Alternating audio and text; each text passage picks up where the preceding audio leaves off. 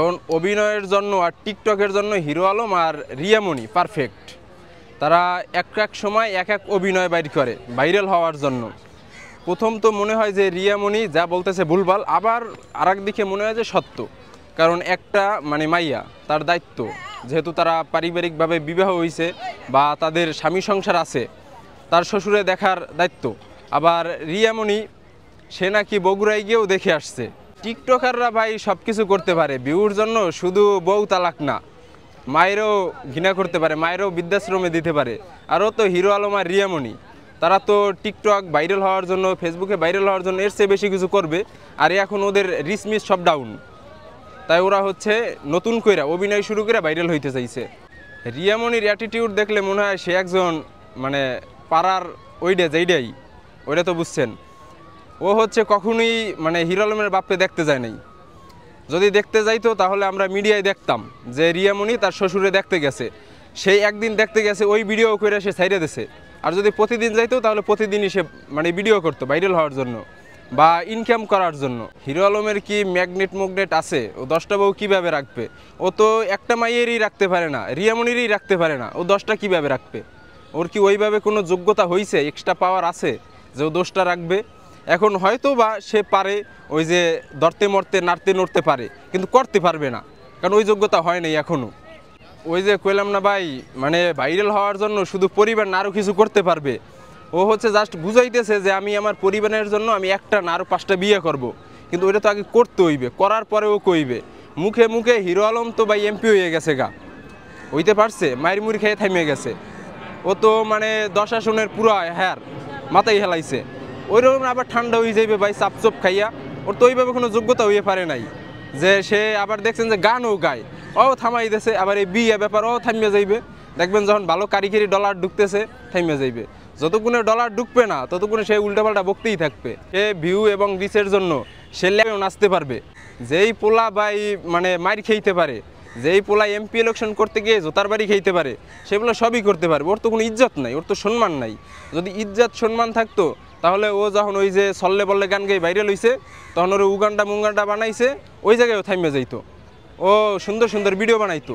তা না কইরা ভাইরাল হওয়ার জন্য এমপি হইতে চায়, ভাইরাল হওয়ার জন্য মন্ত্রী হইতে চায়, ভাইরাল হওয়ার জন্য বৃদ্ধাশ্রম খোলে, ভাইরাল হওয়ার জন্য অ্যাম্বুলেন্স কিনে দেয় মাইসেরে। একটা অভিনয় পাবলিকরে, হিরো আলম যে পাবলিকরে জানাইছে জাস্ট ভিউর জন্য জানাইছে। কারো ফ্যামিলিতে যদি কোনো ডিফোর্সি প্রবলেম হয়ে থাকে বা সমস্যা হয়ে থাকে, এটা নিজেরা মিউচুয়াল করবে, নিজেরা সমস্যা সমাধান করবে। তারা নিজেরা পারিবারিকভাবে না কইরা তারা মিডিয়ার মাধ্যমে করতেছে। মিডিয়া লাগবে কেন রে ভাই? মিডিয়া দিয়ে কি হইব? আপনার বউর সাথে আপনার সমস্যা, আপনারা দুইজন বসে সমস্যা সমাধান করেন। তা না করে আপনারা মিডিয়া এরে ডাকতেছেন, ওরে ডাকতেছেন, আবার নিজের ফেসবুক অ্যাকাউন্ট দিয়ে নিজেরা ভিডিও ছাড়তেছেন, নিজেরা লাইভে যান, কান্দাকাটি শুরু করে দিচ্ছেন। এটা তো হচ্ছে জাস্ট ভিউ ব্যবসা। কেউ যদি কাউরে ছাড়তে চায় ওইটা ঢাকায় না, ঢাকার বাহির থেকেও ছাড়া যাবে। এটা হচ্ছে ডিজিটাল যুগ। তারা কোর্টে যাবে, ডিভোর্স করে লেটার পাঠাই দেবে, শেষ। এখন ওই ভাইরাল হবে এই চিন্তা ভাবনা নিয়ে বলতেছে যে আমি ঢাকায় আসব, তারপরে আমি ঢাকার অমুক জায়গায় যাব, রাজধানীতে যে মার্কেট করব, তারপরে আমি তোমাকে ডিভোর্স দেবো। ততক্ষণে সে কিন্তু 100 ভিডিও বানিয়ে হেলাইছে। হিরো আলম যেটা বলতেছে যে তার বাবাকে দেখতে যায় না রিয়ামণি, এই জন্য তাকে তালাক দিয়ে দেবে এবং কি আবার বিয়ে করবে। আসলে ব্যাপারটা এরকমের না। হিরো আলম একটা খারাপ লোক, অন্যদিকে চোখ দেয়। রিয়ামণি তো দেখতে পাচ্ছেন যে সে অন্য পোলা নিয়ে হাফ প্যান্ট পরে সে নাচানাচি করতেছে।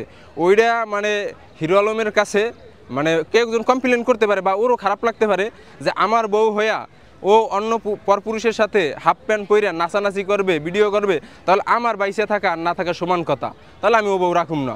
আর বাপে মরে গেছে, ওইটা একটা ইস্যু দিয়ে সে ওরে বের করে দেওয়ার চিন্তা ভাবনা করতেছে।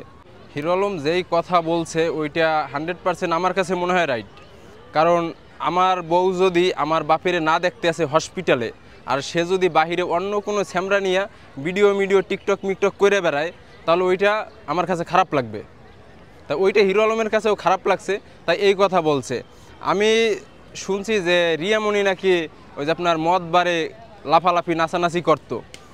রাস্তার গরু কখনই বাড়ির ঘাস খাইব না, তেমনি 10 পুরুষে যেই মেয়ে আসক্ত, ওই মেয়ে কখনো এক পুরুষে থাকবে না। তাই সে তার ফ্যামিলি নিয়ে ভাবলো না, হিরো আলমকেও ভাবলো না, তার বাপরেও ভাবলো না, সে ভাবলো অন্য পুরুষ। তা অন্য পুরুষ লে ভিডিও করতেছে, টিকটক মিকটক করতেছে। তবে হিরো আলমের কথা 100% সত্য, যুক্তি আছে তার কথায়।